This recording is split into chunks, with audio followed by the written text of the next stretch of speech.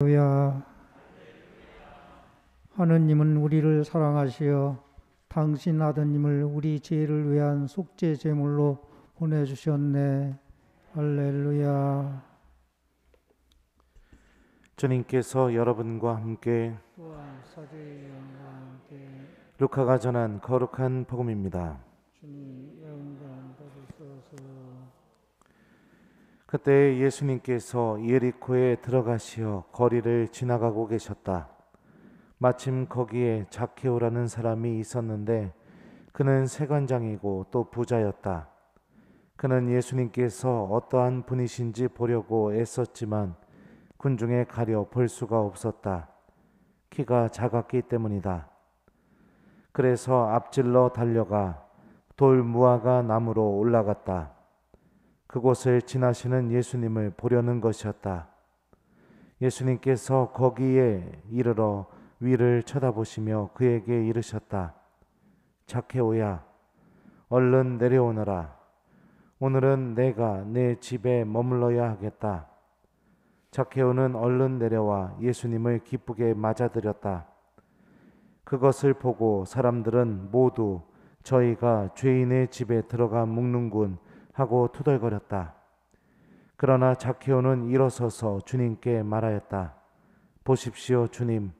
제 재산의 반을 가난한 이들에게 주겠습니다. 그리고 제가 다른 사람 것을 횡령하였다면 내 곱절로 갚겠습니다. 그러자 예수님께서 그에게 이르셨다. 오늘 이 집에 구원이 내렸다.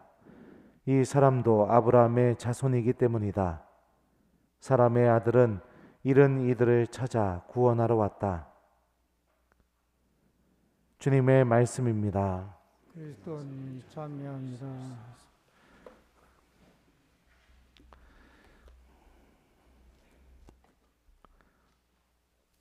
오소서 성령님. 자케오야, 얼른 내려오너라. 오늘은 내가 내 집에 머물러야 하겠다. 안녕하세요.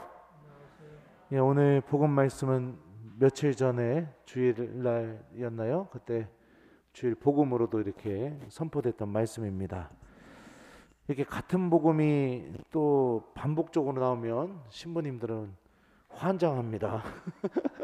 예, 거의 묵상한 이야기 다 했는데 또 예수님 또 뭔 얘기를 하란 말입니까? 이렇게 성체 앞에 앉아서 그렇게 푸념하게 돼요.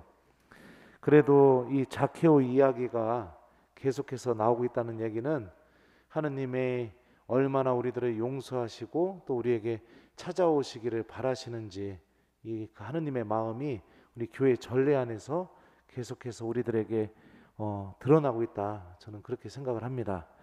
자케오가 예수님을 만나기가 어려웠던 요인들에 대해서 루카복음서 저자는 이렇게 표현합니다. 군중에 가려 볼 수가 없었다.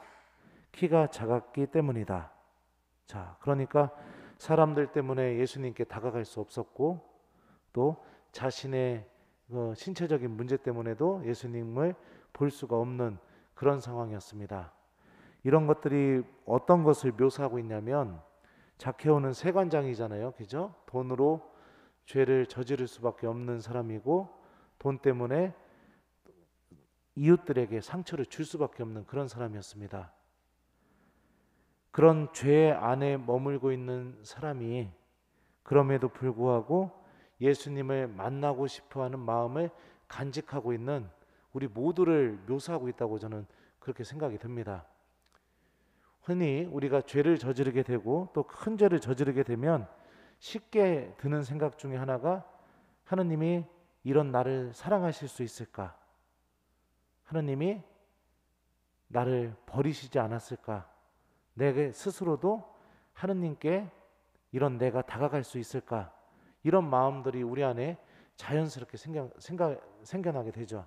하지만 그럼에도 불구하고 우리 마음 안에 또 하나 살아있는 것이 무엇이냐면 비록 나는 죄인이지만 그래도 하느님을 갈망하는 마음, 용서받고 싶은 마음, 또 하느님의 은총을 받고 싶은 마음이 우리들 마음 안에 분명히 있습니다.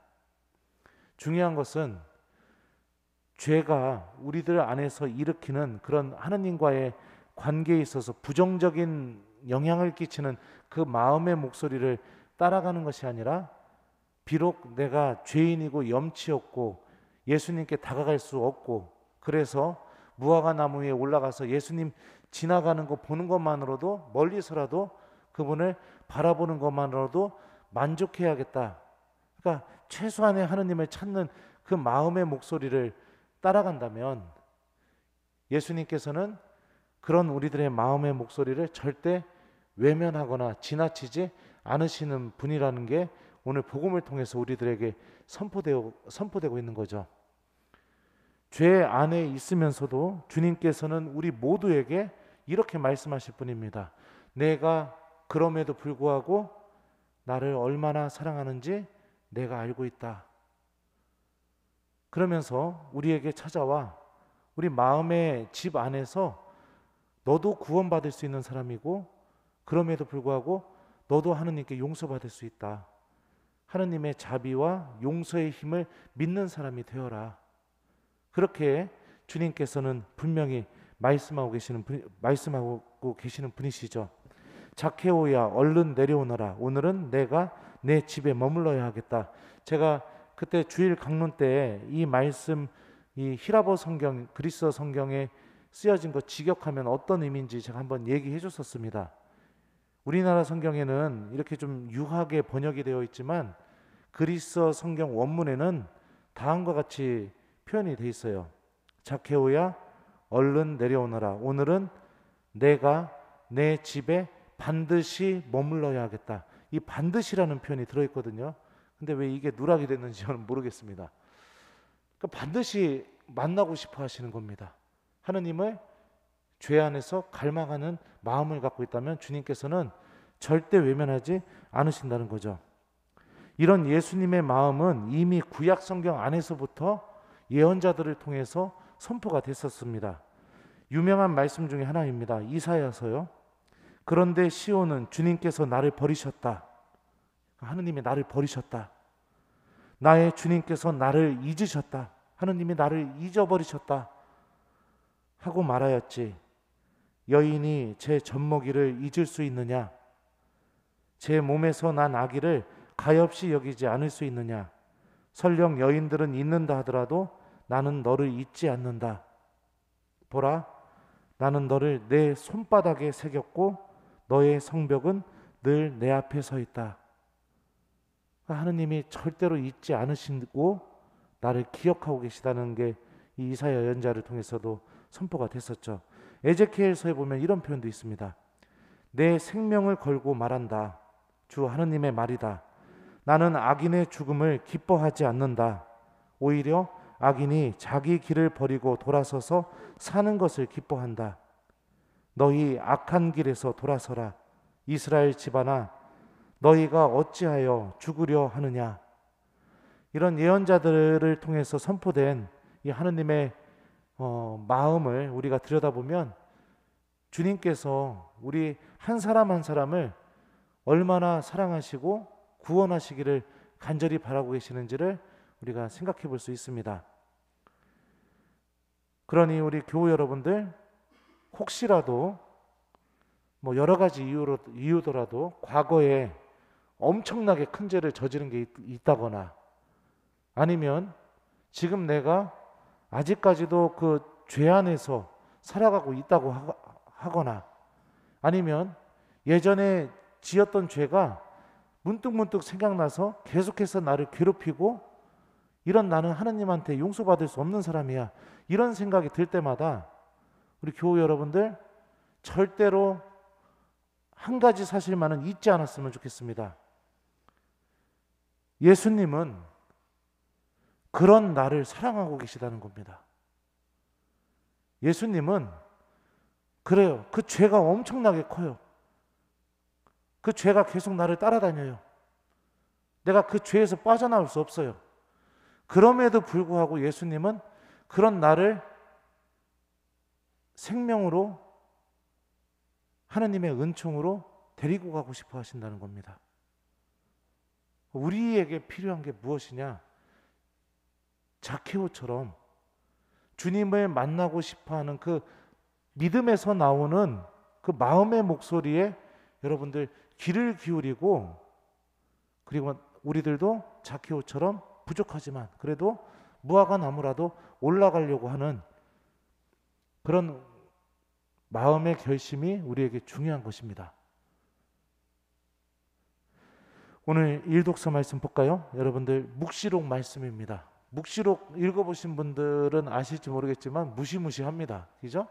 종말 때에 어떤 일이 벌어질지 내용을 담고 있는 거예요. 근데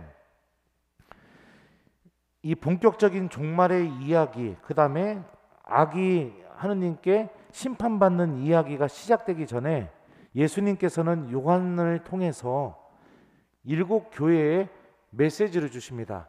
그 메시지의 한결같은 핵심은 무엇이냐? 회개하라는 것입니다. 회개. 너의 첫 마음을 기억하고 다시 나에게 돌아오너라. 이게 7 교회에 보내는 메시지의 가장 그 핵심적이고 반복적이고 공통된 내용이에요. 그 각각의 교회들이 죄에 떨어지고 하느님에 대한 사랑을 잃어버리고, 그랬다면 참 하느님께서는 편한 방법일 수도 있죠. 그래, 그럼 말어. 한번 두고 봐. 내가 아주 그냥 지옥불을 가지고 그냥 펄펄 끓여 놓을 테니까 아주 그냥 거기서 아주 영원히 후회해라. 그렇게 하면 참 편한 방법이죠. 종말의 직전의 순간까지도 하느님은 회개하라고, 나한테 돌아오라고 이렇게 묵시록을 통해서도 말씀하고 계세요. 아주 인상적인 말씀입니다. 이 말씀 한 가지만 제가 같이 여러분들하고 묵상하고 싶어요. 보라, 내가 문 앞에 서서 문을 두드리고 있다.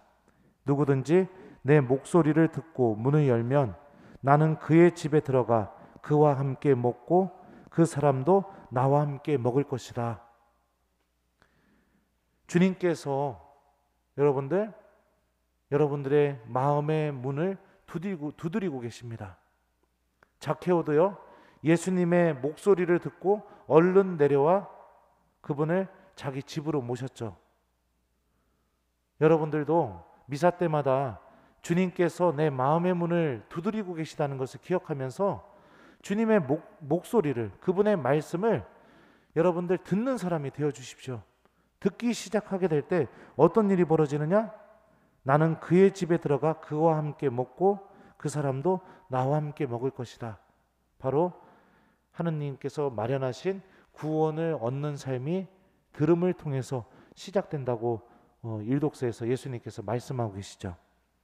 마지막에 이런 말씀도 있습니다. 귀 있는 사람은 성령께서 여러 교회에 하시는 말씀을 들어라. 그죠? 그러니까 좌절하지 마시고, 내 죄가 너무 커서 하느님이 나를 용서하지 못하실 거야, 이런 생각하지 마시고, 그럴수록 여러분들 내 마음의 문을 두드리고 계시는 예수님을 기억하면서 그분의 말씀을 여러분들 마음 안에 간직하려고 노력하십시오. 그 말씀이 여러분들 안에서 놀라운 일을 일으킬 겁니다. 내가 불가능하다고 생각하는 그런 엄청난 일들을 일으키면서 조금씩 내가 주님 안으로 더더욱 깊이 걸어나가는 그 은총의 삶으로 여러분들을 인도해 줄 겁니다. 우리는 나약합니다.